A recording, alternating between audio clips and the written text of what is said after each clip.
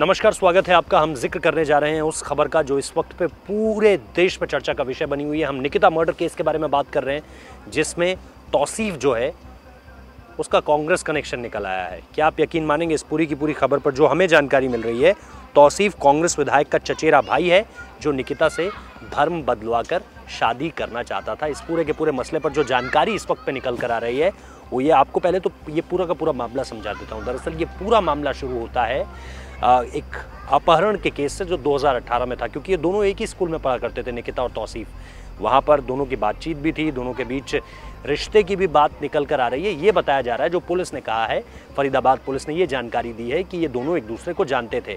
लेकिन 2018 में इसी तौसीफ ने निकिता का अपहरण किया था। तब पंचायत के सामने चीज़ों को रखा गया, उसके बाद ये सारी की सारी चीज़ें सॉर्ट आउट हुई थी। लेकिन अब जो खबर निकल कर सामने आई है वो ये कि ये ज़बरदस्ती धर्म बदलवाकर निकिता से शादी करना चाहता था तौसीफ। और शादी करने की ज़िद को लेकर ही जब निकिता बार बार मना कर रही थी, निकिता होनहार लड़की, 90% उसके मार्क्स, और वो सिविल सर्विसेज की तैयारी कर रही थी, यानी IAS, IPS, IFS कुछ भी बनना चाहती होगी। लेकिन इन सारी चीज़ों के बीच पर तौसीफ आकर खड़ा हो गया। उसका दोस्त रेहान की तस्वीरें भी आपने इस शूट आउट में देखी हैं, जो I-20 से निकलते हैं और उसके बाद शूट कर देते हैं निकिता को। और वो तस्वीर बुरी तरह से वायरल हो रही है, बुरी तरह मतलब बहुत तेज़ी से वायरल हो रही है। और वायरल होती हुई उस तस्वीर में साफ तौर पर समझ आ रहा है कि कैसे ज़िद आड़े आई, और ज़िद के आड़े आने के बाद ही ये सारी की सारी चीज़ें इस्टेब्लिश होती हुई चली गई। ये 2018 से अपहरण का मामला, और उसके बाद से जो अब तक सामने निकल कर चीज़ आई है वो ये कि ज़िद लगातार की जा रही थी कि कैसे धर्म परिवर्तन करवाकर शादी करवा दी जाए। और इन सारी चीज़ों के बीच अब जो अपडेट निकल कर आ रहा है कि ये जो है कांग्रेस विधायक का चचेरा भाई है तौसीफ।